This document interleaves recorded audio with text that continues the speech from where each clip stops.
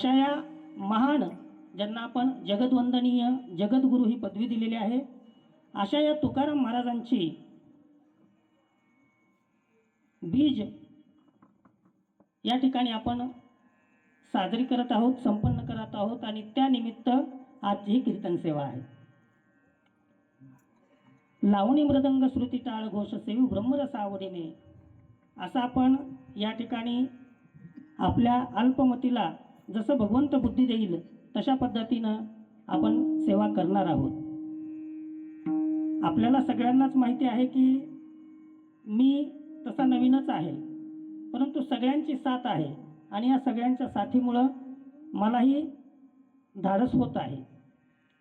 नाहीतर असं बाहेर आपण बोलतो हे सहज बोलणं सोपं असतं, पण या ठिकाणाहून बोलायचं म्हटलं तर काहीतरी त्या भगवंताची कृपाच असावी लागते.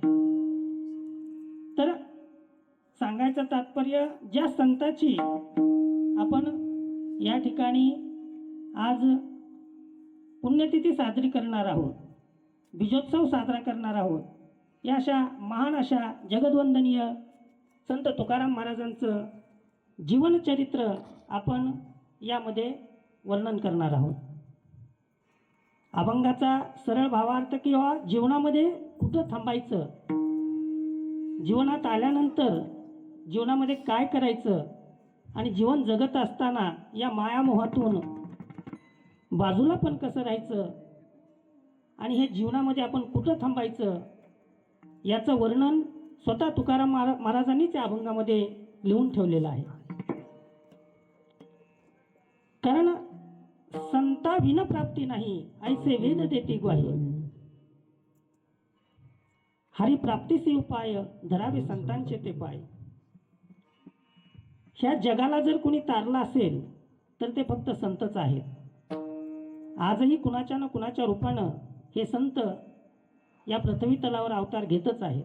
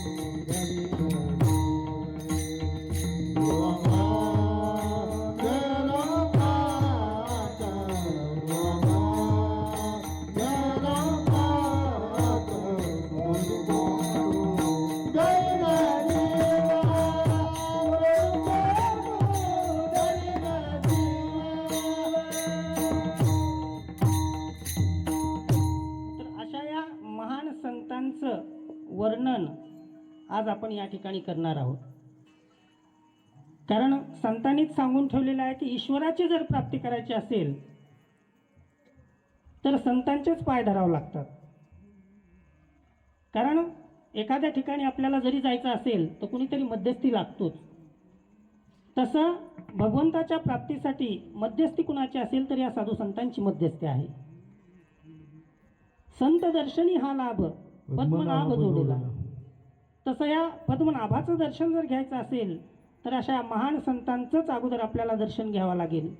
फक्त दर्शनच नाही तर त्या संतांनी आपल्याला काय शिकवण दिलेली आहे हे सुद्धा आपल्याला त्या ठिकाणी पाहायचं आहे. बरं, यांनाच संत का म्हणायचं याचेही या ठिकाणी आपण आज वर्णन करणार आहोत. कारण आजकाल पाहिले तर अनेक संत असे आहेत की त्यांना स्वतःलाच या गोष्टी लक्षात येत नाहीत की आपण संत आहोत का नाहीत. संत कुणाला म्हणावं याचं सुंदर असं उदाहरण माऊलींनी ज्ञानेश्वरीमध्ये सुद्धा सांगितलेलं आहे. चंद्र तेथे चंद्रिका, शंभू तेथे अंबिका, संत तेथे विवेका असणे किजो. कारण संतांच्या ठिकाणी विवेक असायलाच पाहिजे. विवेक म्हणजे काय तर जे चांगलं आणि वाईट या दोन्हीमधला फरक ज्याला कळतो तो म्हणजे विवेक. आणि असा विवेक ज्यांच्याजवळ आहे त्यांनाच संत म्हटलं जातं. मग आज आपण विशेष करून या ठिकाणी तुकाराम महाराजांच्या जीवनचरित्राचा अभ्यास करणार आहोत, त्यांच्याबद्दल आपण बोलणार आहोत. तुकाराम महाराजांचा जन्म 1608 ला झालेला आहे आणि त्यांचं निर्वाण हे 1650 ला झालेलं आहे.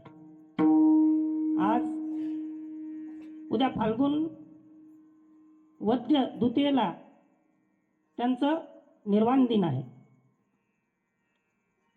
तर 375 वर्ष तुकाराम महाराजांना या ठिकाणी पूर्ण झालेले आहेत निर्वाण दिनाला. अनेक ठिकाणी मोठमोठे सत्य आहेत.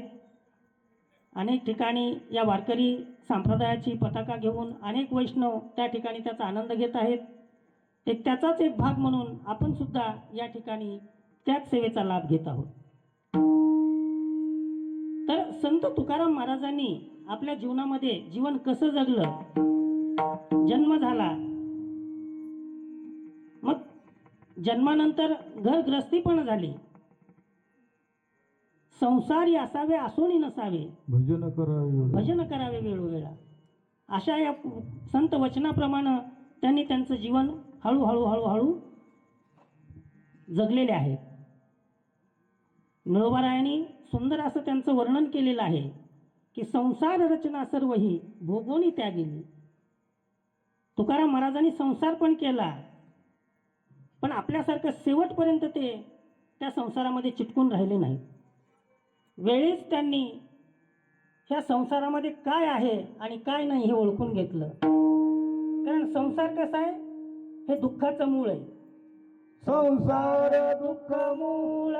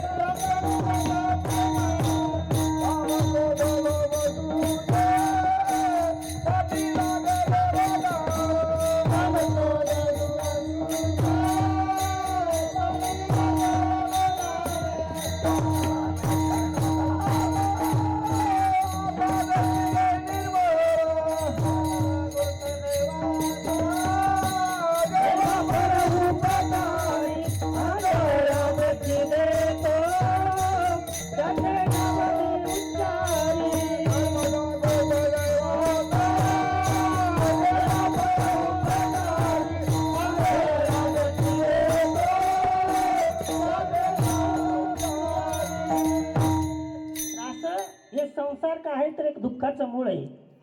आपण पण बघा, प्रत्येक जण कितीही अट्टासानं संसार करू द्या, शेवटी फळ काय आहे तर दुःखच आहे. मरेपर्यंत बी माणसाला अपेक्षा सुटत नाहीत, भावना सुटत नाहीत, मोह सुटत नाही. आणि हे मोह सोडण्याचं काम या संतांनी आपल्या जीवनामध्ये केलेलं आहे. अनेक संकट येतात, आजही आपल्या जीवनामध्ये अनेक संकट येतात, तसं संतांच्या जीवनामध्ये पण अनेक संकट आले. संत म्हणजे काय वेगळे नव्हते, ते तुमच्या आमच्यासारखे माणसंच होते, पण त्यावेळेस त्यांना आपण ओळखलं नाही. म्हणून त्यावेळेस सुद्धा त्यांनाही अतिशय असा त्रास त्यावेळेसच्या लोकांनी दिलेला आहे. कारण अनेक वेळा जवळ असते पण ओळखता येत नाही. अशी अवस्था होते माणसाची की माणूस निघून गेल्यानंतर त्याची किंमत कळते. मग आहे तोपर्यंत त्याची अवकळा, आणि तो गेल्यानंतर माणसं काढतात आपला गळा, पुन्हा उपयोग नाही. म्हणून आहे तोपर्यंत त्याची किंमत कळणं ही काळाची गरज आहे. संत तुकाराम महाराजांच्या आयुष्यामध्ये एक नाही 2 लग्न झाले. पहिली पत्नी काही आजारास्तव ब्रह्मलीन झाली. दुसरं लग्न झालं, घरी चांगल्यापैकी श्रीमंती होती. परंतु जेव्हा हे समजलं किंवा ह्या संसारामध्ये, ह्या मायेमध्ये दुःखच आहे आणि खरं ब्रह्म कशामध्ये आहे, खरं सुख कशामध्ये आहे तर भगवंताच्या नामस्मरणामध्ये आहे, भगवंताच्या भक्तीमध्ये आहे. म्हणून त्यांनी भक्तिमार्ग जीवनामध्ये स्वीकारला. तुकाराम महाराजांचे त्या ठिकाणी आई वडील वारले, पहिली पत्नी वारली, काही दिवसानंतर दुसरं लग्न केलं. दुसरी पत्नी म्हणजे जिला आपण जिजाबाई आवली असं म्हणतो. मग दुसरं लग्न झाल्यानंतर सुद्धा घरगृहस्थी करत असताना सुद्धा ह्या संसारातून हळूहळू ते विरक्त होत गेले आणि भक्तीच्या मार्गावर चालत गेले. मग भक्ती करत असताना कशा पद्धतीनं भक्ती केली याचं सुद्धा आपल्याला या ठिकाणी चिंतन करायचं आहे. भक्ती करताना अगोदर आपल्या अंतःकरणातले षडविकार बाजूला निघले पाहिजेत. आपल्या अंतःकरणातला मोह बाजूला निघला पाहिजे आणि तो मोहच आज या ठिकाणी आपल्यातून निघत नाही. हेच आपल्या दुःखाचं कारण आहे. परंतु तुकाराम महाराजांनी हा मोह सोडून दिला. घरची सावकारकी होती, त्या ठिकाणी सावकारकीच्या वह्या आपल्या भावाला जे असतील ते वाटून दिल्या. त्याचा भाग त्याला काढून दिला आणि स्वतःच्या हिश्श्याला आलेल्या त्या सावकारकीच्या वह्या स्वतःहून त्या ठिकाणी पाण्यात नेऊन टाकून दिल्या. म्हणजे पुन्हा मनामध्ये सुद्धा येऊ नये की माझे ह्याच्याकडे हे 10 रुपये होते, ह्याच्याकडे एवढं होतं, ह्याच्याकडे हे व्याज राहिलं, त्याच्याकडे मुद्दल राहिलं, हा भाव सुद्धा मनामध्ये येऊ नये म्हणून त्या ठिकाणी त्याचा त्याग केला आणि ईश्वर भक्तीचा मार्ग स्वीकारला. ईश्वर भक्तीचा मार्ग स्वीकारल्यानंतर कुणी असू द्या नसू द्या, समोर कोण आहे कोण नाही याही पेक्षा त्यांनी काय केलं, अगोदर आपला कसा उद्धार होईल म्हणून त्या ठिकाणी प्रयत्न केला आणि आपुली आपण करा सोडवण संसार बंधन तोडावे गे या न्यायाप्रमाणे, या संत वचनाप्रमाणे ते सुरुवातीला अगोदर स्वतःच एकटेच भंडारा डोंगरावर जायचे आणि त्या ठिकाणी भगवंताचं भजन करत बसायचे. मग हे करत असताना आता मग संतांना अनेक वेळा त्रास झालेला आहे. कारण चांगल्याला आजही त्रासच आहे. तसं संत तुकाराम महाराजांनाच नाही तर त्या ठिकाणी जे तमाम साधू संत झाले, ज्ञानेश्वरांचं पूर्ण चरित्र आपल्याला माहीत आहे. ज्ञानेश्वर माऊलींना सुद्धा तसाच त्रास झाला, तसाच त्रास या तुकाराम महाराजांना झाला. मग हा तुकाराम काय बडबड करतो, काय वेद पुराण लोकांना सांगतो, हे तत्कालीन त्या ठिकाणच्या लोकांना पटेना गेलं आणि म्हणून त्यांनी त्या ठिकाणी त्यांना त्रास द्यायला सुरुवात केली. तुकाराम महाराज हे मानव रूपात होते, घर गृहस्थीमध्ये होते, परंतु त्यांच्यामध्ये असलेलं संतत्व देवत्व त्या ठिकाणी त्यावेळेसच्या लोकांनाही दिसलं नाही.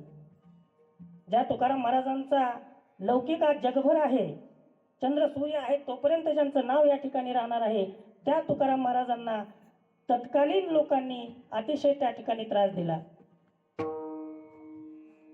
एक वेळेस तर मंबाजी बुवा नावाचे ग्रस्त होते आणि त्यावेळेस मंबाजींनी काय केलं तर क्षुल्लक कारणावरून संत तुकाराम महाराजांना काठीनं झोडपून काढलं. शेताला कुपाटी लावलेली असते, त्या कुपाटीनं त्यांना झोडपून काढलं. अंगावरचे कपडे फाटले, अंगामध्ये काटे घुसले, काठीनं मारहाण केली, तरी सुद्धा संत तुकाराम महाराजांनी आपला भक्तीचा वासा सोडला नाही, भगवंताचं नामस्मरण सोडलं नाही. त्याच दिवशी शेवटी, कारण जे नामस्मरण आहे हे नामस्मरण तर सोडायचं नाही, त्याच दिवशी कीर्तनाची सेवा होती. कीर्तनाच्या सेवेला तुकाराम महाराज आले आणि जे मंबाजी बुवा रोज कीर्तनात असायचे ते त्या दिवशी दिसत नव्हते. मग मोह, राग, क्रोध कसा सोडला हे सांगायचं आहे आपल्याला. तर ते मंबाजी बुवा दिसत नाहीत म्हटल्याबरोबर तुकाराम महाराजांना त्या ठिकाणी त्यांचीच दया आली. स्वतः त्या ठिकाणी त्यांना बोलवायला गेले.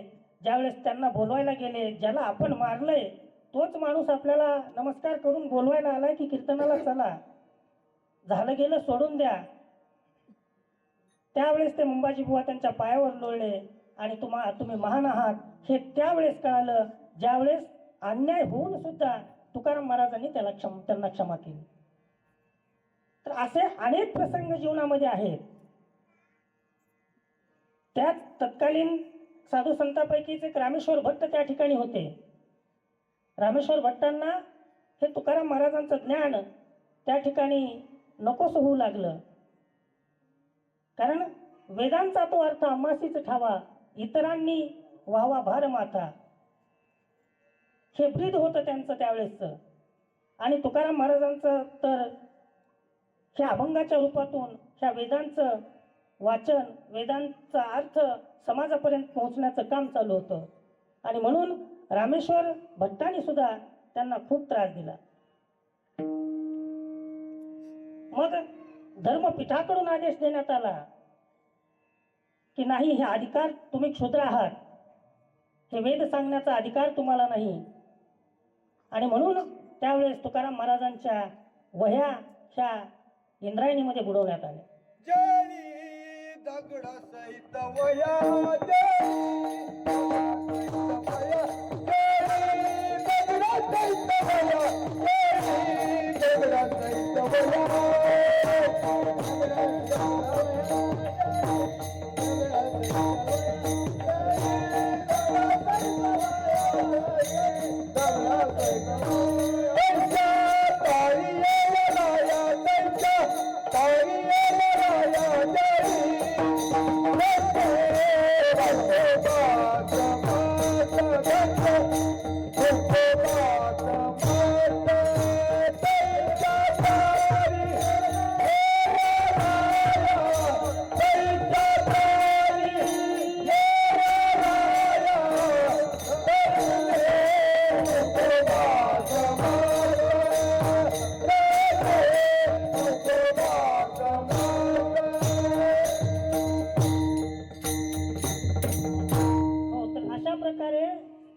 त्या रामेश्वर भट्टांनी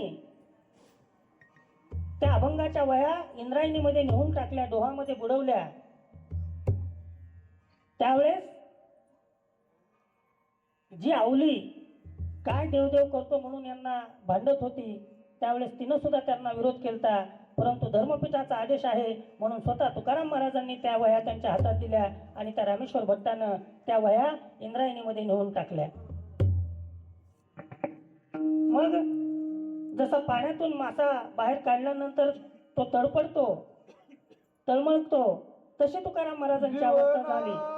वेगळी मासोळी जीवना वेगळी मासोळी जीवना वेगळी मासोळी जीवना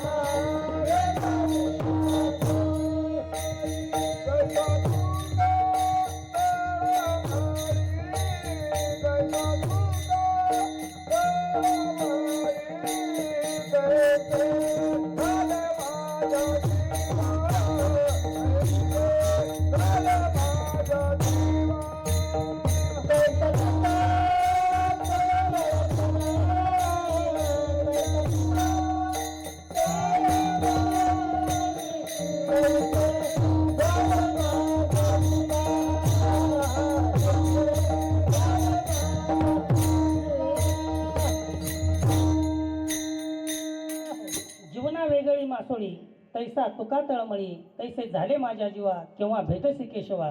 कारण ते अभंग म्हणजेच केशव त्या ठिकाणी तुकाराम महाराज समजत होते. शेवटी 13 दिवसाचं उपोषण त्या ठिकाणी तुकाराम महाराजांनी केलं. शेवटी भगवंत त्या ठिकाणी प्रकट झाले आणि जशाच तशा वया त्यांच्या पुन्हा प्राप्त झाल्या. पुन्हा आणखी जी आपल्या मनातली ईश्वर भक्ती आहे, जे आपलं अभंगाचं लिखाण चालू आहे, ते लिखाण त्यांनी पुन्हा कार्यरत ठेवलं, पुन्हा चालू ठेवलं. तर या ठिकाणी कर्म कसं कुणाचं परत येतं हे सुद्धा सांगितलेलं आहे. तुकाराम महाराजांचा भाव शुद्ध होता म्हणून स्वतः भगवंतानं त्या ठिकाणी त्यांच्या वह्या जशाच तशा परत दिल्या. परंतु ज्या रामेश्वर भट्टानं हे कर्म केलं होतं त्याला मात्र त्याचं फळ भोगावं लागलं. त्या वह्या बुडवून परत येत असताना एक विहीर दिसली त्यांना आणि मग म्हणले आता रामेश्वर भट्ट आणि त्यांचे काही अनुयायी होते. मग त्या ठिकाणी म्हणले ह्या विहिरीमध्ये आंघोळ करून जाऊ. परंतु त्या ठिकाणी ती विहीर जी होती त्यावेळेस एक महान फकीर होते ज्यांचं नाव अनगडशाह होतं.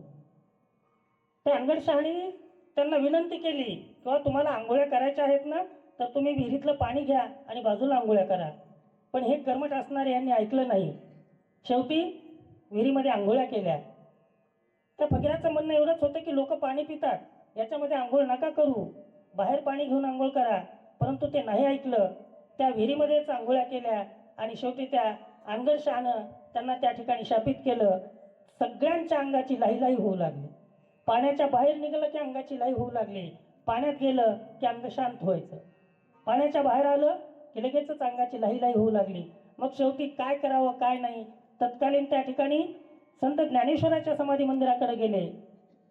तिथं अनुष्ठान केलं, परंतु तिथंही दृष्टांत असा देण्यात आला की ह्याचा विलाज ज्याची तुम्ही चूक केली आहे त्याच्यापाशीच मिळेल.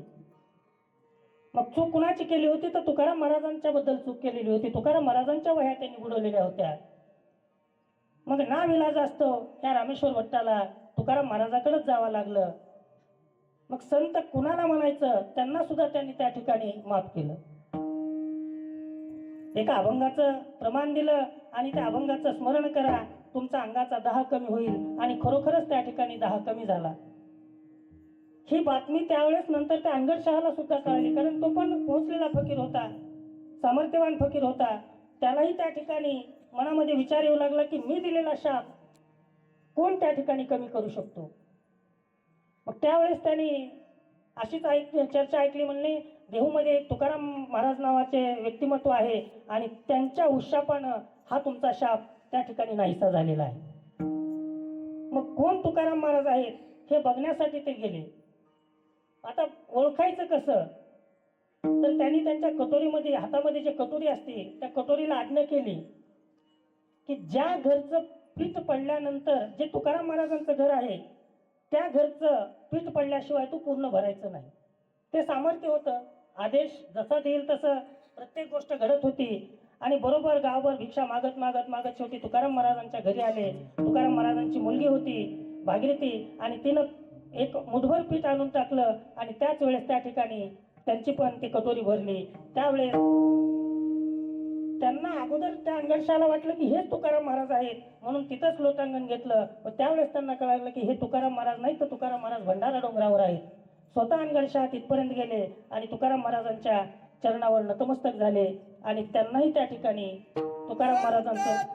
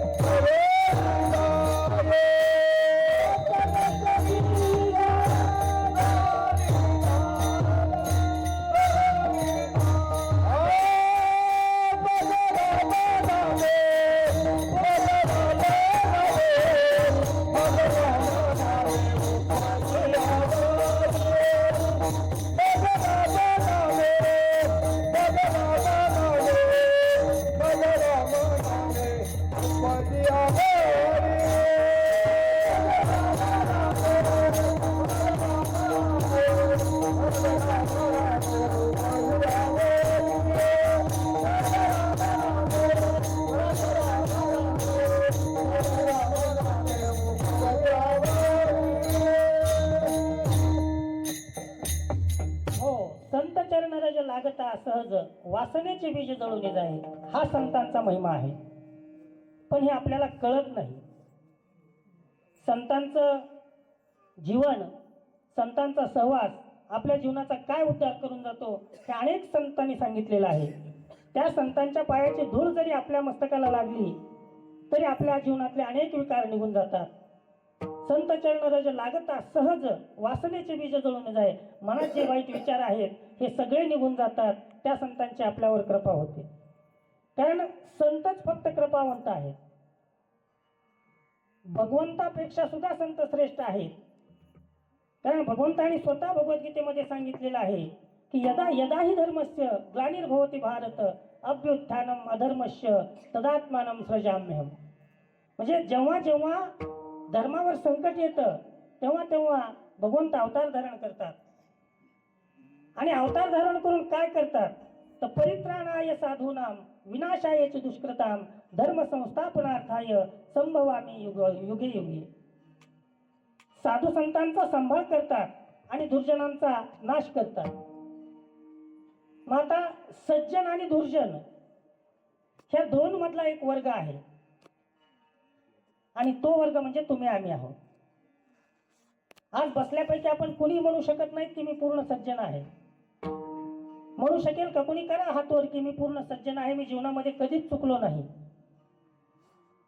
कारण सज्जन सज्जन म्हणणारे आपण वारकरी असणारे सुद्धा वारीलाही जायचं म्हणलं तरी वय बसत नसताना सुद्धा अर्ध तिकीट काढून वारी करतो. हे सज्जनपणाचं लक्षण नाही. अशा अनेक प्रसंग आहेत जीवनामध्ये. प्रत्येक पावलोपावली आपण चुकीच्या गोष्टी करतो. परत दुर्जन कुणाला म्हणता येईल का? कुणी म्हणेल का मी दुर्जन आहे? कारण दुर्जन असतात तर कमीत कमी या भगवंताच्या दरबारात आला नसतात. म्हणून आपण सज्जनही नाहीत आणि दुर्जनही नाहीत. एक जड जीव आपण आहोत आणि या जड जीवाचा उद्धार करण्यासाठी संतांनी अवतार धारण केलेला असतो. अवतार तो माधराया अवतार तो माधराया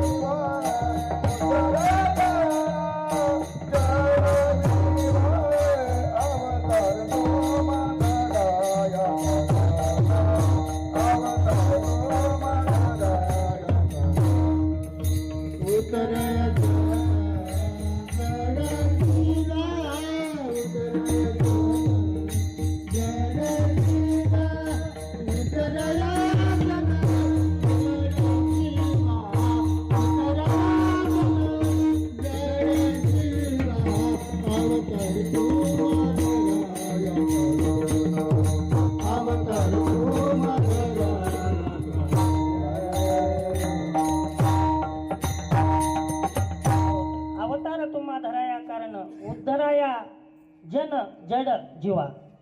तर असं हे आपण जड जीव आहोत आणि आपला उद्धार करण्यासाठीच या साधू संतांचा जन्म झालेला असतो. आणि खरोखरच त्यांनी आपला उद्धार करण्यासाठीच स्वतःच्या जीवनाची आहुती दिलेली आहे. जगाच्या कल्याणा संतांच्या विभूती देह कष्टविधी परोपकारी.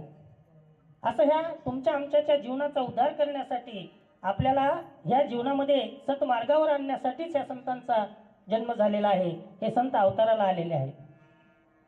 अधिकार तैसा चालू या मार्ग अवतार अधिकार तैसा चालू या मार्ग अधिकार तैसा चालू या मार्ग अधिकार तैसा चालू या मार्ग अधिकार तैसा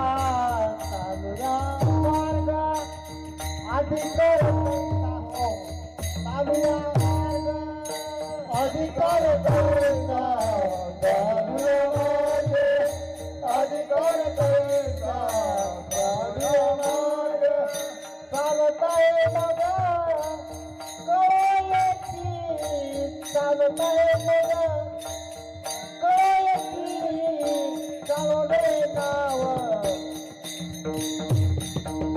चालवे नाव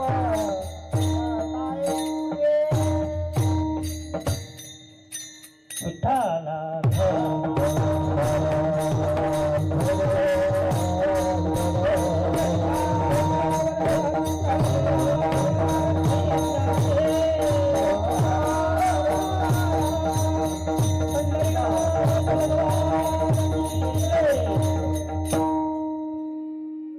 तर असं हे जगाचं कल्याण करण्यासाठीच या साधू संतांचा अवतार धारण झालेला आहे.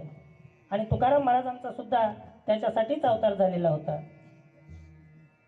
कारण देवानेच यांच्या रूपाने अवतार धारण केलेले आहेत.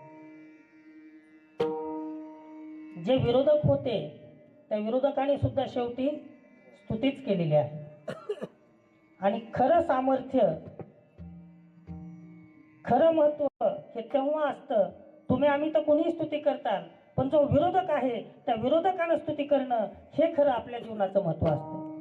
ज्या रामेश्वर भट्टानं जन्मभर त्रास दिला त्याच रामेश्वर भट्टानं पुन्हा सांगितलं की तुकाराम महाराज आणि विष्णू हे दुजे नाहीत, हे दोन नाहीत, तर ते एकच आहेत.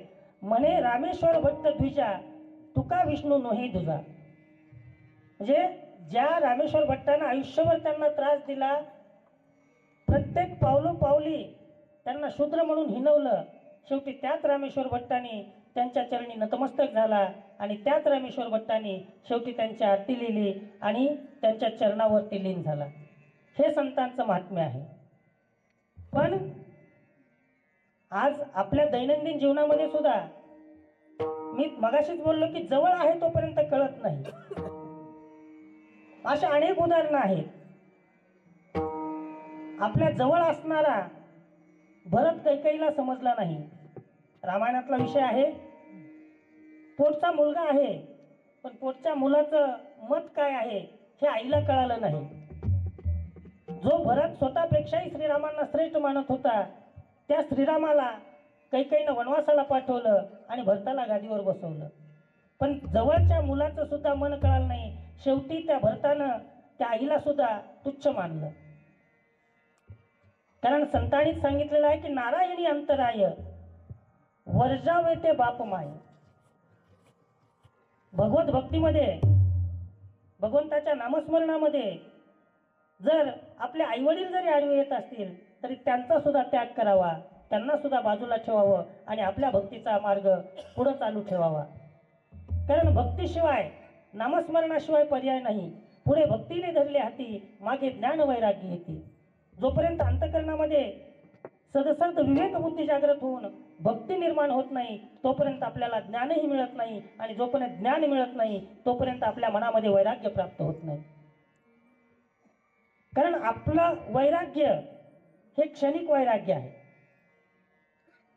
महाराज सांगतात की पहिले पूर्वी असं असणाऱ्या मंदिरामध्ये हे ते रामायण वगैरे चालायचं, अनेक लोक यायचे. मग त्यावेळेस एक अशी कथा आहे की म्हणे एका ठिकाणी रामायण ऐकायला मांजर यायची. मग मांजर यायची, ती चर्चा सगळीकडे झाली. मग अनेक लोक येऊ लागले, मंदिर गच्च भरलं. पण फक्त मांजरच यायची नाही, तर त्या मांजराच्या डोक्यावर त्या रामायणाचा अध्याय संपेपर्यंत दिवा असायचा म्हणून सांगितलं गेलं. मग अनेकांना प्रश्न पडला की हे प्राणी असून, मांजर हे प्राणी असून सुद्धा त्याला रामनामाची एवढी आवड लागलेली आहे, मग आपण सुद्धा का त्याच्यामध्ये जाऊ नये. प्रत्येक जण, कुणी त्या मांजरेला पाहण्यासाठी येऊ लागला, कुणी भगवंताच्या नामचिंतनासाठी येऊ लागला. मग मंदिर गच्च भरू लागलं. आता हे गावातल्या लोकांना, काही जणांना कुठं समज चांगलं वाटतं. ते म्हणले आता बहुतच, म्हणले हे सगळ्या लोकांमध्ये चर्चा झाली, आज आपणच मागं पडायला लागलो आणि बाहेरचे लोक आपल्यापेक्षा त्या मांजराचं श्रेष्ठत्व मानू लागले. मग एक जण हुशार होता, त्यानं काय केलं, आपलं एक मंदिर खिशात ठेवला आणि जाऊन बसला पोतीला. मग त्या ठिकाणी सगळं मंदिर भरलं आणि हळूहळू त्यानं तो उंदीर काढला आणि त्या मांजरीच्या समोर ठेवला. जसाही उंदीर सोडला ते मांजर लगेच त्या उंदराच्या मागे पळायला सुरुवात झाली. विठ्ठला.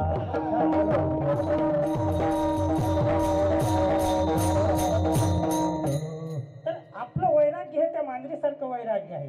जोपर्यंत विषय समोर दिसत नाही तोपर्यंत आपण स्वतःला साधू समजतो, परंतु समोर विषय आला, समोर स्वार्थ आला की सगळं परमार्थ बाजूला ठेवतो आणि स्वार्थाच्या पाठीमागे लागतो. तर हे या जीवनातून हे बदलण्यासाठीच संतांचे विचार आहेत. मग हे संत आपल्यासाठीच होऊन गेले, पण तत्कालीन त्या लोकांनाही कळले नाहीत आणि आज आपण त्यांच्या ग्रंथाचं अवलोकन करतो, ते सुद्धा आपल्याला अजूनही कळत नाही. आपण पसायदान म्हणतो, जे खळांची व्यंकटी सांडवतया सत्कर्मी रती वाढू, होता परस्परे पडो मैत्र जीवांचे. पण बहुतांश वेळेस प्रत्येक ठिकाणी सप्त्यामध्ये असो, पारायणामध्ये असो, पारायण संपलं की आपण ज्ञानेश्वरी ग्रंथ गुंडाळून त्या कपड्यामध्ये ठेवेपर्यंत हे कसं संपत नाही ह्याचा विचार करतो. कुणीही त्याच्यामध्ये डोकावत नाही. पण ज्ञानेश्वरांनी काय म्हटलेलं आहे, काय मागणं मागितलेलं आहे, जे खळांचे व्यंकटी सांडो, जे खळ आहेत, जे दुर्जन आहेत, जे जडजीव आहेत, हे जडजीवांची ती वृत्ती नाहीशी होऊ द्या, त्यांना संपवायचं नाही. दारू पिणारा माणूस वाईट नाही, ती सवय वाईट आहे. त्या सवयीतून तो कसा बाजूला निघेल याचा विचार करायला सांगितलेला आहे. जे खळांची व्यंकटी सांडो तया सत्कर्मी रती वाढो. त्याची रती, त्याची आवड ही सत्कर्मामध्ये वाढत जावो. जशी जशी आपली आवड सत्कर्माप्रती वाढत जाईल तसं तसं आपल्या अंतकरणामध्ये असणारी दुर्जन वृत्ती नाहीशी होत जाते. जसा जसा अंतकरणातला कचरा निघून जातो तसं तसं चांगल्या विचारांना अंतकरणामध्ये जागा निर्माण होते आणि माणूस हा भक्ती मार्गावर लागतो. आणि म्हणून आपल्या जीवनात चुका घडू नयेत म्हणून संतांनी सांगितलेलं आहे की क्षणोक्षणी हाची करावा विचार, करावा पार भवशंकर. कारण आता नाही तर पुन्हा कधीच नाही, कारण हा देह नाशिवंत आहे. मग 84 लक्ष योनी फिरून पुन्हा मानव जन्म प्राप्त झालेला आहे. बहुता जन्मांती जन्मला सेनारा देव तो सोयरा करी आता. अनेक जन्म फिरून हा नरदेह प्राप्त झालेला आहे. पण या जन्माचं सुद्धा सार्थक करायचं असेल तर नामाप्रत्य तत्व नाही रे अन्यथा वाया अनेक पंथा जाशील धनी. तर ह्या जीवनामध्ये हे नामस्मरणाला हे एवढं महत्व दिलेलं आहे आणि हेच महत्व साधू संतांनी आपल्याला पटवून सांगितलेलं आहे. मार्ग दावून गेल्या आधी दयानिधी संत तेनेच मार्गे चालू जाता न पडे गुंता कोते काही. पण आपण चालत नाही. तुकाराम महाराजांनी जे मार्ग सांगितला त्या मार्गावर आपण चालत नाहीत. तुकाराम महाराजांनी मोह सोडून द्यायला सांगितलेला आहे, आपण मोह सोडत नाहीत. तुकाराम महाराजांनी वैराग्य प्राप्त करायला सांगितलेलं आहे, आपलं वैराग्य हे विषय दिशेपर्यंत वैराग्य आहे. मग जोपर्यंत आपण हे मनातले विषय सोडत नाहीत तोपर्यंत आपण खऱ्या धर्माकडं, खऱ्या अध्यात्माकडं, खऱ्या परमार्थाकडे वळू शकत नाही. कारण स्वतः तुकाराम महाराजांनी संसार करून त्याच्यातून बाजूला संसारी असावे असोनी नसावे, भजन करावे वेळोवेळा, अशा पद्धतीने जीवन जगलेलं आहे. कमळ पाण्यामध्ये उगवतं पण कधीही त्याचा स्पर्श कमळाला होत नाही. कितीही प्रयत्न करा ते पाणी त्या कमळाला स्पर्श करू शकत नाही, त्याच्यावर टिकू शकत नाही. असं आपण या संसारामध्ये जगलं पाहिजे हेच संतांनी सांगितलेलं आहे. परंतु हे अजूनही आपल्याला कळत नाही, हीच खरी शोकांतिका आहे. आपल्याला सोडा यशोदेला देव कळाला नाही. स्वतः भगवान कृष्ण यशोदेच्या सानिध्यात होते, बालरूपामध्ये होते, परंतु हा खोड्या करतोय हे लेकरूच आहे असाच समज झाला. आणि मग आपण करतो तसंच यशोदेनं नवस केला. कुणाला केला तर गणपतीला नवस केला. म्हणले मी 1 महिन्याचे उपवास धरीन, तुझं चतुर्थी धरीन आणि चतुर्थीचं उद्यापन करीन, पण माझ्या लेकराच्या खोड्या बंद होऊ दे. हा झाला भाव. मग 1 महिनाभर भगवंतानी म्हणले आता गणपतीचं महत्व वाढू, थोडे महिनाभर खोड्या केल्या नाही. आणि शेवटी आली चतुर्थी दिवशी गणपतीची पूजा वगैरे केली, मोदक वगैरे सगळे आणून ठेवले आणि कृष्ण तिथंच आहेत, परमात्मा तिथंच आहेत. आणि शेवटी धूप लावायचाच विसरला म्हणून यशोदा माता म्हणते की कृष्णा थोडं इथं लक्ष ठेव, मी मधून धूप घेऊन येते. धूप घेऊन येईपर्यंत भगवंतानी सगळे ते मोदक स्वाहा केले, फस्त केले. यशोदा माता आल्या आणि यशोदा मातेने विचारलं अरे कृष्णा मोदक कुठे गेले. मग सांगितलं बोबड्या बोलामध्ये 100 उंदीर आले म्हणले, त्या उंदरावर म्हणले एक मोठ्या ढेरीचा बाबा आला म्हणले आणि ते सगळे खाऊन घेतले म्हणले. मग मुळा भाव आजही स्त्रियांचा तोच भाव आहे. बरं झालं म्हणले भगवान स्वतः गणेश या ठिकाणी आले आणि त्यांनी माझा प्रसाद ग्रहण केला. बरं असू दे म्हणले, काही नाही. मग मला काय सांगितलं नाही. सांगणार होतं म्हणले पण ते एवढा मोठा उंदीर बघून माझी बोबडी वळली म्हणले, मला नाही सांगता आलं. बरं ठीक आहे असू दे म्हणली. तरी पण एक भाव की आता आहे त्या देवापुढं कमीत कमी गुळ खोबऱ्याचा तरी नैवेद्य ठेवावा. म्हणून पुन्हा यशोदा माता घरामध्ये जाते गुळ खोबरा आणायला. तोपर्यंत भगवंत काय करतात, गणपतीला आदेश करतात बाबा आता तिथं बसतो का उठतो. खाल्लेले सगळे मोदक आता काही मला पचत नाहीत, ते मध्ये जा आणि नीटनेटके ठेव. गणपतीची मूर्ती उचलतात आणि स्वाहा करून टाकतात. पुन्हा यशोदा येते आणि विचारते की कृष्णा, या ठिकाणची मूर्ती कुठे गेली? तर त्यावेळेस भगवंताला हसू येतं, कारण देवासीच पुसे देव कोठे आहे. हे प्रमाण आहे. संतांनी सांगितलेले की देवालाच माता विचारत आहे की देव कुठे आहे. आणि त्यावेळेस भगवंत हसतात, आणि ज्यावेळेस हसतात त्यावेळेस त्यांच्या मुखामध्ये हे ब्रह्मांडाचं दर्शन यशोदेला होतं. आणि त्यावेळेस हा ब्रह्मांडाचा नायकच आपल्या जवळ आहे, हा भाव, हे भाग्य त्यावेळेस त्या ठिकाणी यशोदेला समजतं. तसं हे संत तुमच्या आमच्यामध्ये आहेत. होते तेव्हाही कळाले नाहीत आणि आजही कळत नाही. त्यावेळेस जिवंत असतानाही त्या लोकांना कळाले नाहीत म्हणून त्रास दिला. आज त्यांचं ग्रंथ रूपानं त्यांचं जी सेवा आहे ते आपल्या समोर आहे, पण आपण फक्त तोंडानेच वाचतो, मनानं कुणी वाचत नाहीत, म्हणून आपल्याही जीवनामध्ये उद्धार नाही. तर अशा या महान संतांचं चरित्र सांगत असताना त्यावेळेस छत्रपती शिवाजीराजे होते. शिवाजीराजांना सुद्धा ज्यावेळेस ही कथा कळाली, धर्म कार्य कळालं, त्यावेळेस स्वतः शिवाजी महाराज त्या ठिकाणी त्यांच्या दर्शनासाठी गेले. आजकाल कुठलाही राजा संतांच्या दर्शनाला जात नाही, परंतु राजाही होऊन गेले ते छत्रपती शिवाजीच होऊन गेले. त्यांनी ज्यावेळेस तुकाराम महाराजांची ख्याती ऐकली, एक वेळेस तुकाराम महाराजांना निरोप पाठवला की राजाच्या भेटीला चला, परंतु त्या ठिकाणी तुकाराम महाराज म्हणले, मी काय करू राजाच्या भेटीला येऊन, मी तेवढा तरी वेळ का वाया घालू, माझ्या मुखात जे नामस्मरण आहे ते मी का बंद करू. मग शेवटी स्वतः शिवाजीराजे त्या ठिकाणी आले, भेट झाली, आणि त्यावेळेस शिवाजी महाराजांना सुद्धा त्यांनी उपदेश केला की तुम्ही क्षत्रिय आहात, तुम्ही राज्यकारभारच व्यवस्थित चालवा, आणि मी धर्माचं कार्य, या लोकांचा जीवांचा उद्धार करण्यासाठी हे धर्माचं कार्य पुढं सतत चालू ठेवीन. विठ्ठला.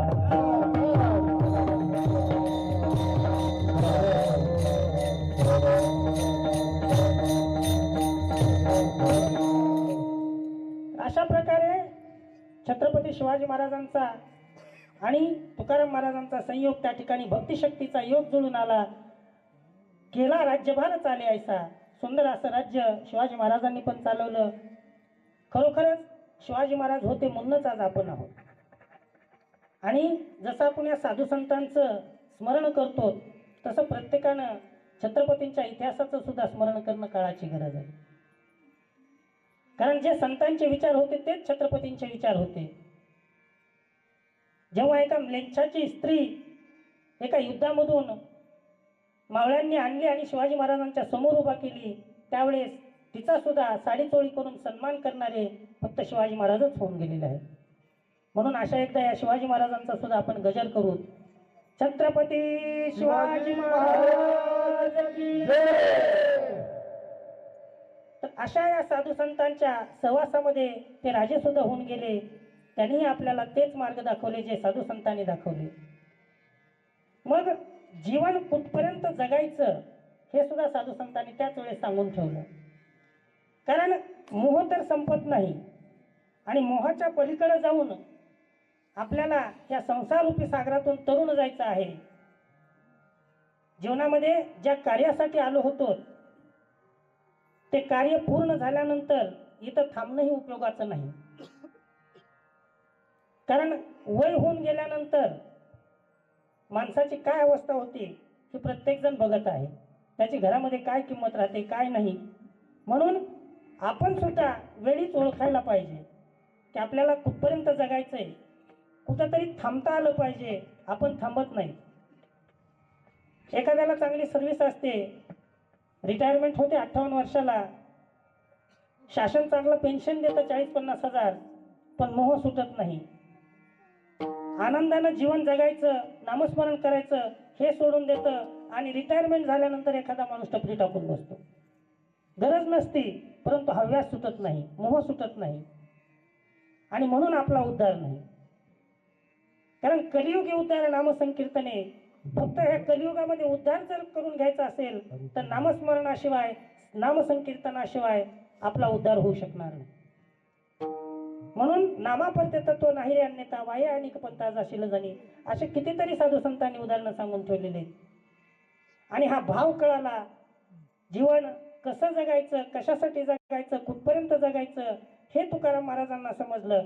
कारण ते फक्त संतांनाच कळू शकतं. जन्माला यायचं, कशासाठी यायचं आणि आपलं कार्य झाल्यानंतर कधी जायचं हे तुमच्या आमच्या सारख्याला नाही कळणार. संतांचं मरण हे त्यांच्या हातात होतं. तुका म्हणे का मरणाची सरे उत्तम शिवरे किरती माने उत्तम शिवरे किरती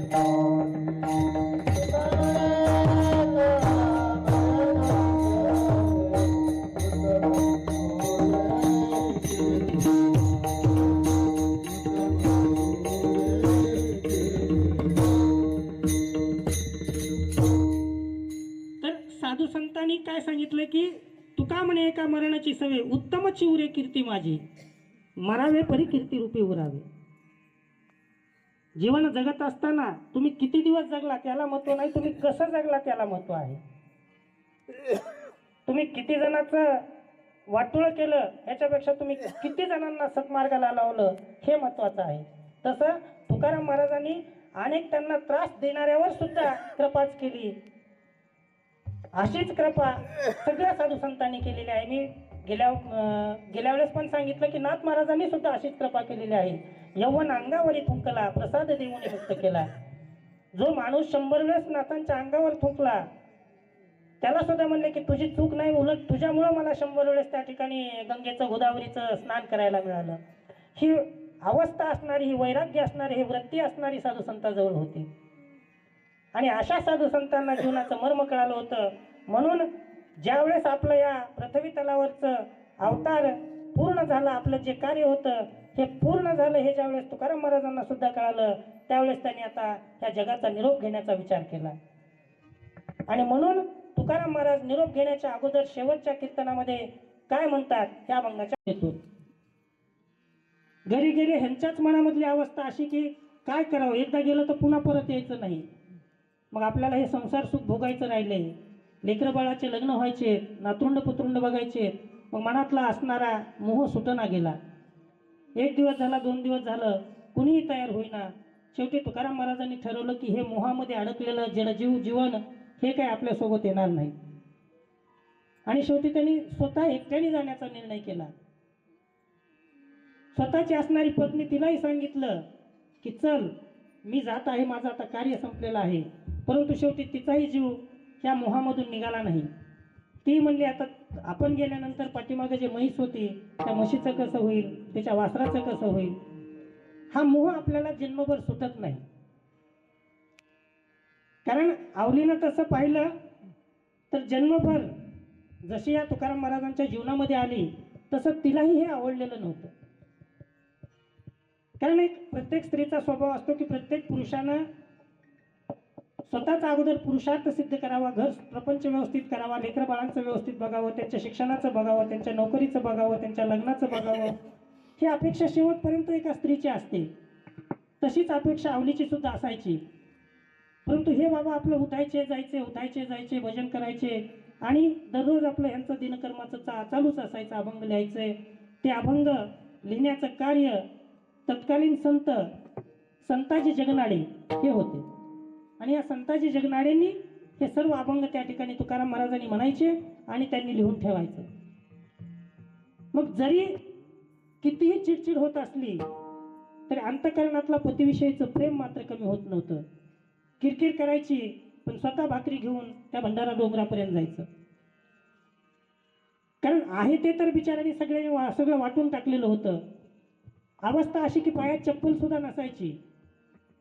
तशाच अनवाणी पायाने आपल्या पतीसाठी म्हणजे तुकाराम महाराजांसाठी तिनं भाकरी घेऊन जायची. एक दिवस जाता जाता तिच्या पायामध्ये खोलवर असा काटा रुततो. वेदनेने व्याकुळ होती. काटा काही निघत नाही. इकडं तिकडं पाहते, कुणीही दिसत नाही. आणि शेवटी एक लहान मुलगा गुराख्याच्या रूपामध्ये दिसतो आणि तो येतो आणि तिचा काटा असा अलगद काढतो. माणसाला सुख भेटलं की समोरच्या प्रती आकर्षण प्रेम वाढतं. लगेच म्हणलं माझ्या लेकरांनी किती सुंदर काटा काढलाय, मला दुःख सुद्धा झालं नाही. आणि काय नाव आहे बाळा तुझं? त्यांनी सांगितलं विठू नाव आहे. लगेच कडू मेल्या म्हणले तुझ्या नावामुळं तर माझ्या नवरा इकडे येऊन बसतो. हो म्हणले तिकडं तुझं काळं तोंड कर, मला बघायचं सुद्धा नाही तोंड. तसं म्हणणं आणि तोंड बाजूला फिरवलं. जिकडं तोंड फिरवेल तिकडं ते विठ्ठलाची मूर्ती त्या ठिकाणी ते बालस्वरूपामध्ये मूर्ती दिसू लागली. सांगण्याचा भाव असा आहे की ज्या तुकाराम महाराजांनी ज्या विठ्ठलाची भक्ती केली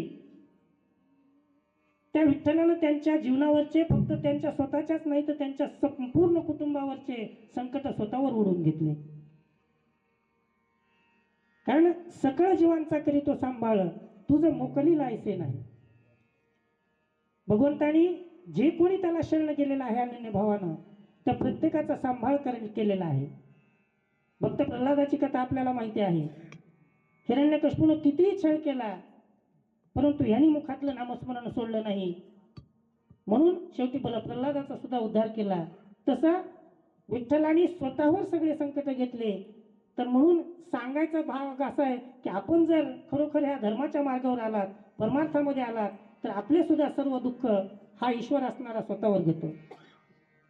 पण तेवढा आपला भाव असायला पाहिजे. आपण भाव आपला कमी आणि आपल्या फळाची अपेक्षा जास्त करतो. देवापुढे आठाने ठेवायचे, रुपया ठेवायचे आणि मागताना एका दमात 4 गोष्टी मागायच्या.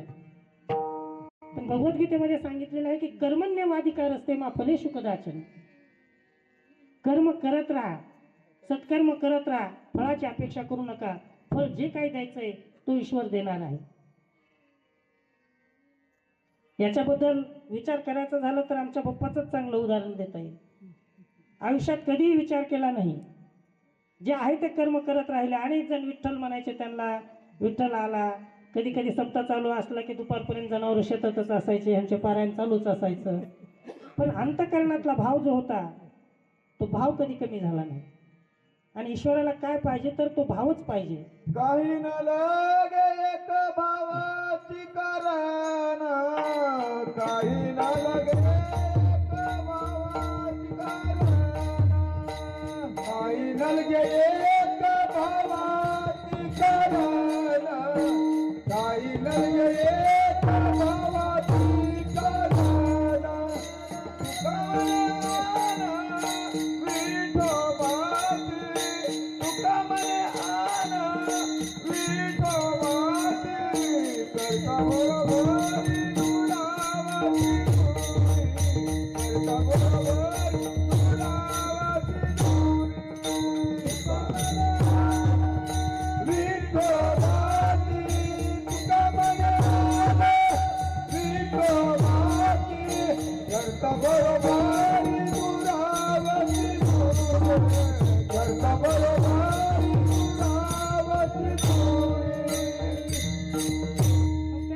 सगळं काही त्या विठ्ठलावर सोडून द्यायचं आहे.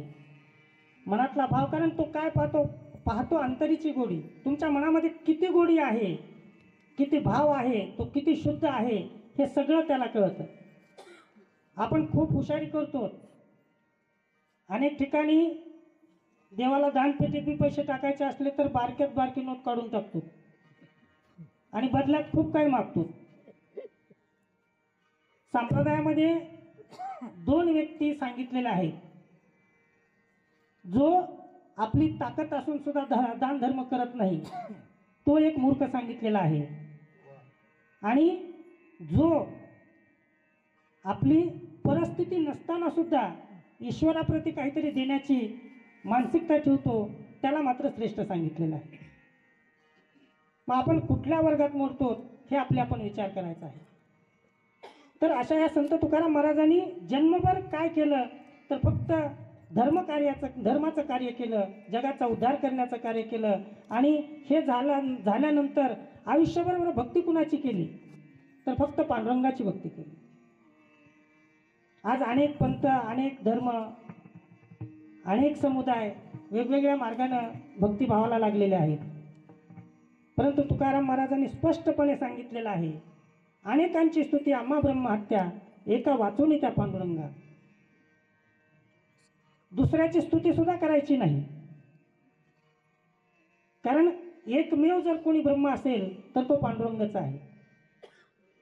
अनेक कीर्तनकार, मी पण मागाशी स्तवनामध्ये म्हटलं की महायोग पीठे तटे भीमरत्या, वरम पुंडलिकाय दातू मुनिंद्रे. महान असं योगपीठ आहे. कोणतं आहे?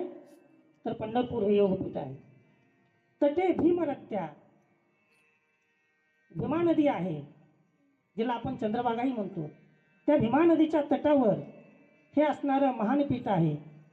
वरम पुंडलिकाय, तिथं पुंडलिक आहे आणि त्या पुंडलिकाला वरदान देण्यासाठी वरम पुंडलिकाय दातू मुनिंद्रे, साधू संतांचा उद्धार करण्यासाठी, मुनिवरांचा उद्धार करण्यासाठी कोण तिथं स्थापित झालेलं आहे?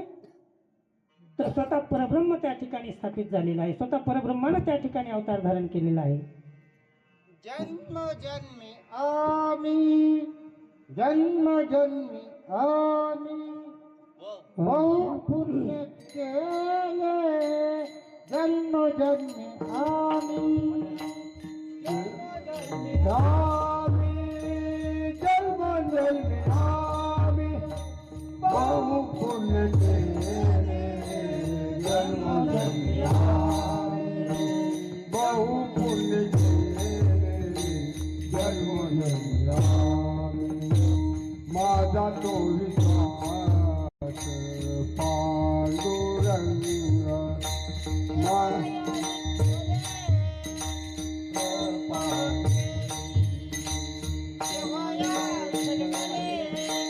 कृपा केली, जन्मजन्मी आम्ही, जन्मजन्मी आम्ही बहु पुण्य केले, जन्मजन्मी आम्ही.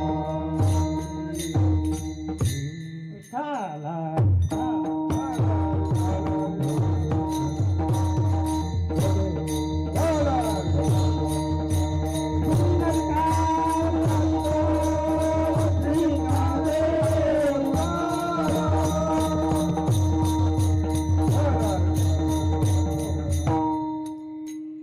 जन्मोजन्मी आम्ही बहुपुण्य केले, तेव्हा या विठ्ठले कृपा केली. हे तुकाराम महाराजांनीच सांगितलेलं आहे. अशा या विठ्ठलाची आम्हीच नाही तर आमच्या अगोदर सुद्धा अनेक पिढ्यांनी सेवा केलेली आहे. म्हणून आमच्याही वाट्याला हे भाग्य लाभलेलं आहे. तसंच तुकाराम महाराज म्हणतात की माझ्या वडिलांची मी राशी गा, तुझी चरण सेवा पांडुरंगा. मी काय करीन तर त्या फक्त पांडुरंगाचीच चरण सेवा करीन. शतखंड माझी होईल रसना, जरी या वचना पालटेल. तुका म्हणे मज आणि का संकल्पे, अवघीच पापे घडतील. म्हणजे या पांडुरंगाशिवाय जर मी कुणाची भक्ती केली तर ते माझ्या हातून पाप घडतील. माझ्या जिभेचे 100 तुकडे होतील जर मी दुसऱ्याची नामस्मरण केलं, दुसऱ्याचं मुखात नामच घेतलं, दुसऱ्याची स्तुती केली. सांगण्याचा भाव असा आहे की परब्रह्म स्वरूप असणारा फक्त पांडुरंग परमात्मा आहे. परब्रह्मलिंगम भजे पांडुरंगम, असं हे परब्रह्म स्वरूप हे आद्य, जे आपल्या हिंदू धर्माचे आद्य कवी आहेत शंकराचार्य यांनी लिहून ठेवलेलं आहे. हे परब्रह्म स्वरूप या पांडुरंगाच्या रूपानं या पंढरपुरामध्ये नांदत आहे आणि तोच एकमेव देव आम्ही मानू, असं स्वतः संत तुकाराम महाराजांनी सुद्धा सांगितलेलं आहे. आणि म्हणून जन्मभर त्यांनी त्या पांडुरंगाशिवाय दुसरी कुणाचीच भक्ती केली नाही. मग त्याने पुढे जाऊन सांगितलं तो भाग वेगळा की हिंदरी सेंदरी दैवती कोण पूजिती भूती खेते, आपल्या पोटाते मागती सीते भाते. म्हणजे बाकीच्या सगळ्या गोष्टी बाजूला ठेवल्या आणि एकमेव त्या परमेश्वर पांडुरंगाची जन्मभर सेवा केली. आणि ती जन्मभर सेवा केल्याचं फळ त्यांना मिळालं. स्वतः पांडुरंग त्यांची वाट पाहतोय हे अभंगाच्या दुसऱ्यामध्ये त्यांना सांगितलं.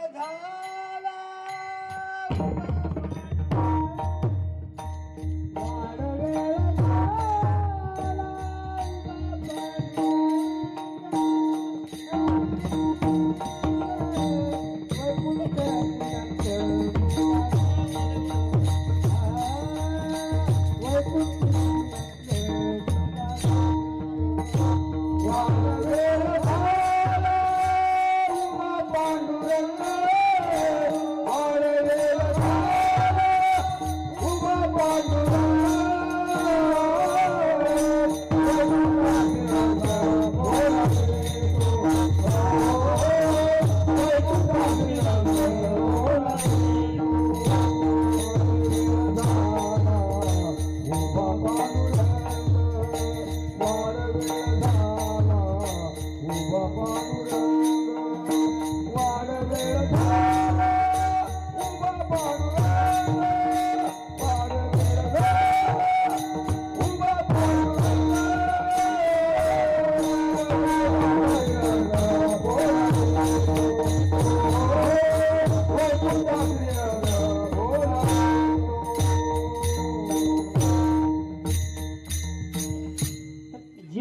वेळ कधी संपते हे फक्त संतांनाच कळालेलं आहे.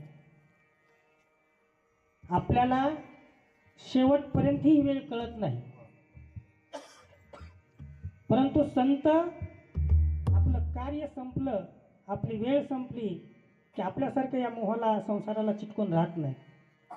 ज्ञानेश्वर महाराजांचं 21 वर्षाचं आयुष्य, पण आज संपूर्ण जग त्यांची ज्ञानेश्वरी डोक्यावर घेऊन नाचते. संतांनी सांगितलेले की ग्रंथ श्रेष्ठ ज्ञानदेवी एक तरी ओवी अनुभवावी. त्या ज्ञानेश्वरीमधली एक जरी ओवी आपण अनुकरणामध्ये घेतली, अनुभवामध्ये घेतली आणि त्याच्याप्रमाणे वागायचं चालू केलं तर आपल्या जीवनाचा उद्धार होणार आहे. तसं तुकाराम महाराजांच्या गाथेतला प्रत्येक अभंग म्हणजे आपल्या जीवनाचं सार आहे. जीवन कसं जगायचं याचं संपूर्ण विश्लेषण तुकाराम महाराजांनी जन्मापासून ते मृत्यूपर्यंत करून ठेवलेलं आहे. आणि ज्या वेळेस त्यांना समजतं की आपला वेळ झालेला आहे, आपलं इथलं कार्य संपलेलं आहे, त्यावेळेस स्वतः तोंडानं म्हणतात की कोण वाट बघते, तर स्वतः पांडुरंग माझी वाट बघतोय. आपली वाट कोण बघते हे आपण विचार करायची गरज आहे. तुमच्या आमच्यासाठी कोण येतंय? तुमच्या आमच्यासाठी यमाचे दूत येतात. परंतु संतांच्या कार्यामुळं त्यांना स्वतः भगवंत त्या ठिकाणी येतात. भगवंत त्यांच्या कार्याची दखल घेतात, कारण तेवढी त्यांनी तसं जीवन त्यांना समर्पित केलेलं असतं. परंतु आपल्याला शेवटपर्यंत कळत नाही. जडभरत राजा हरणी गर्भा गेला, घाला तो घातला वासनेने. ज्याच्या नावामुळं आपल्या देशाला भारत नाव पडलं, त्या राजाची सुद्धा हीच अवस्था झालेली होती. अंतकाळ आला जवळ, परंतु समोर एक हरणाचं पाडच होतं. जीव त्याच्यामध्येच गुंतला. माणसाचा जीव कधी कशामध्ये गुंतल सांगता येत नाही. जीव त्याच्यामध्ये गुंतला. मरताना सुद्धा ते हरणच समोर दिसू लागलं आणि शेवटी प्राण तर गेला, पण शेवटची जी इच्छा असती ती इच्छा त्या हरणामध्ये गुंतली आणि म्हणून दुसरा जन्म त्याला हरणाचा प्राप्त झाला. म्हणून संतांनी सांगितलेलं आहे की जडभरत राजा हरणी गर्भा गेला, घाला तो घातला वासनेने. मग ही वासना जर मनात म्हणजे चांगली येऊ द्यायची असेल तर जीवनातलं कर्म चांगलं असायला पाहिजे. म्हणून क्षणोक्षणी हाची करावा विचार, करावा या पार भविष्य. असं हे जीवन तुकाराम महाराजांनी जगलं. तसं आपल्या जीवनामध्ये सुद्धा आपण परिवर्तन करून घेतलं पाहिजे. हेच तुकाराम महाराजांनी सगळ्यांना सांगितलेलं आहे. आपला प्राण जायचा असतो त्यावेळेस यमाचे दूत येतात, कारण वेळ कुणाचीही चुकत नाही. जन्म आणि मृत्यू हे दोन्ही लिहून ठेवलेलं असतं. ज्यावेळेस यम येतात, यम येतील बांधून नेतील. बांधून नेते यम येते बांधून नेते, यम येते बांधून नेते, यम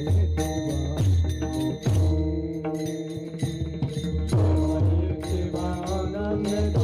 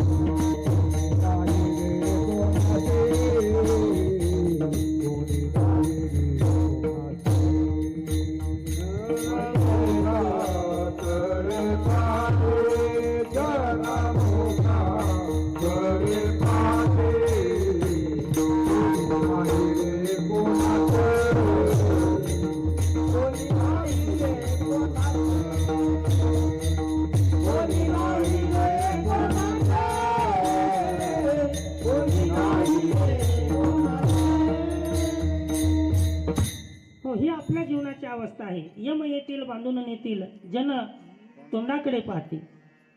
कोणी नाही रे कोणाचे, आहे एकले जायाचे.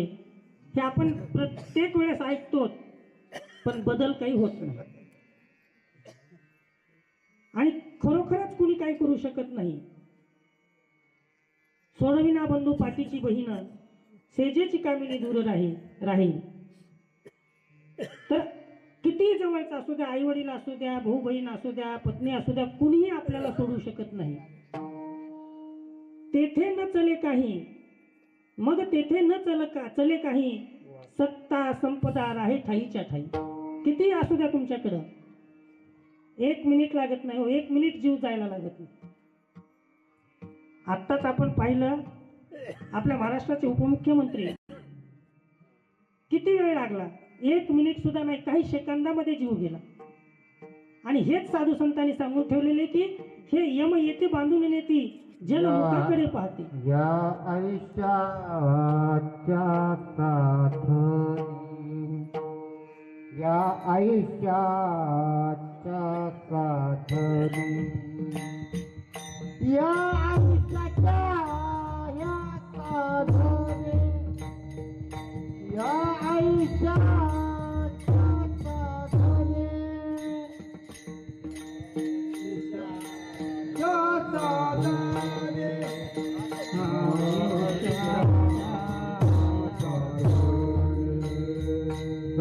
आयुष्याच्या या कारणे सच्चिदानंद पदवी घेणे, फक्त हेच जन्म आहे. मानव जन्म हा एकच जन्म आहे की याच्यामधून आपण आयुष्याचा मार्ग हा मोक्षाकडे नेऊ शकतो. सच्चिदानंद पदवी घेणे, जे सतचित आनंद आहे, ज्याच्यामध्ये जीवनाचा खरा आनंद आहे, हा सतचित आनंद मिळवण्याचा जर कोणता जन्म असेल तर फक्त हाच आहे. कारण दुसऱ्या कुणाला कळत नाही.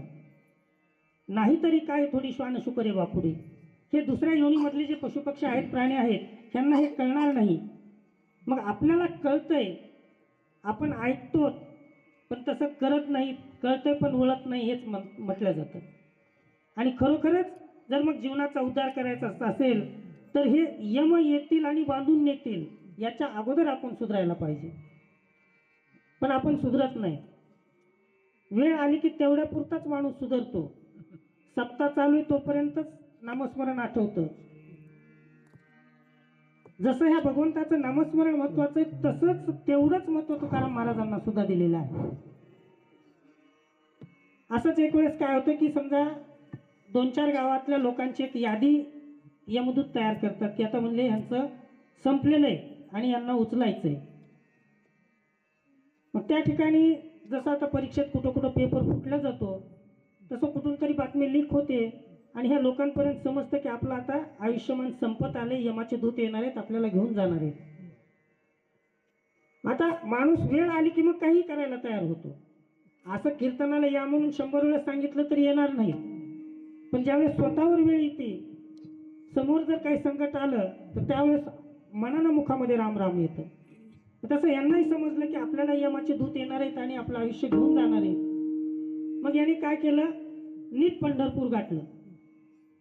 कारण माहिती आहे, यम सांगे दूता तुम्हा नाही तेथे सत्ता, जेथे चाले हरिकथा जय घोषनामाचा. मग सतत घोष कुठं आहे तर पंढरपूरमध्ये आहे. मग हे पंढरपूरमध्ये जातात. पंढरपूरला गेलं की अगोदरच तिथं नामदेवाची दिंडी दिसते, नामदेवाचं दर्शन होतं. नामदेवाला विनंती करतात की बाबा असं असं आता हे आम्हाला बातमी समजली की आमचं आयुष्य आता हे यमाचे दूत येऊन घेऊन जाणार आहे. मग तिथं नतमस्तक होतात, आता ह्याच्यातून वाचवा म्हणतात. मग त्यावेळेस नामदेव म्हणतात की आजपर्यंत तुम्ही कधी मुखामध्ये नाम घेतलेलं नाही, तर चला तुम्ही आज शरण आलात, कारण संतांचा तो स्वभावच आहे.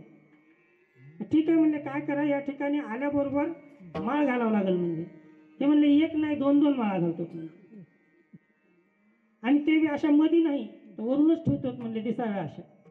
कारण माणसाला असण्यापेक्षा दिसण्याचं जास्त महत्व आहे. मग माळा घातल्या, हातामध्ये पताका घेतल्या आणि पताका घेऊन त्या दिंडीमध्ये सामील झाले. यमाचे दूत आले. दूत आल्याबरोबर नामदेवांनी सांगितले फक्त पताका वर करा म्हणले, ते तुमच्यापर्यंत येणार नाही. हे सामर्थ्य आहे परमार्थाचं, ह्या वारकरी संप्रदायाचं हे सामर्थ्य आहे. मग पुन्हा यमाचे दूत परत गेले. तिकडून बी यमराजा आपल्याला तसं सोडणार नाहीत. पुन्हा म्हणणार आपण कुणाला तरी घेऊनच जायला पाहिजे. पुन्हा थोडा वेळ थांबतात, पुन्हा परत येतात. पुन्हा परत आले की हे घाबरले, कारण अंतकरणात आजपर्यंत कधी भगवंताचं नामच नाही. पुन्हा घाबरले, म्हणले नामदेव आता काय करायचं. तर त्यावेळेस नामदेवरांनी सांगितलं की आता तुम्हाला नामस्मरणाशिवाय पर्याय नाही. एक वेळेस पताका दाखवून परत लावले म्हणले. थोडं दूर कडती भगवी पताका तुम तुमली पंढरी. दूर दूर करती भगवी पताका तुम तुमली पंढरी. कुंडलिकाचा लाडकारी नानु भागी जाती. कुंडलिकाचा नानु भागी जाती.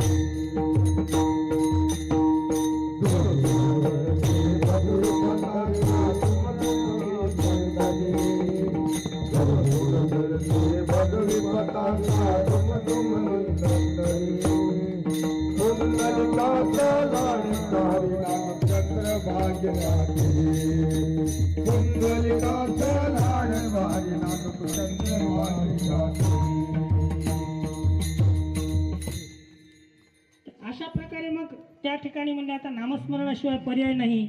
आणि त्यावेळेस यमाचे दूत समोरून आले आणि इकडे नामदेवरांनी त्यांना मोठ्याने गजर करायला लावला. पुंडलिका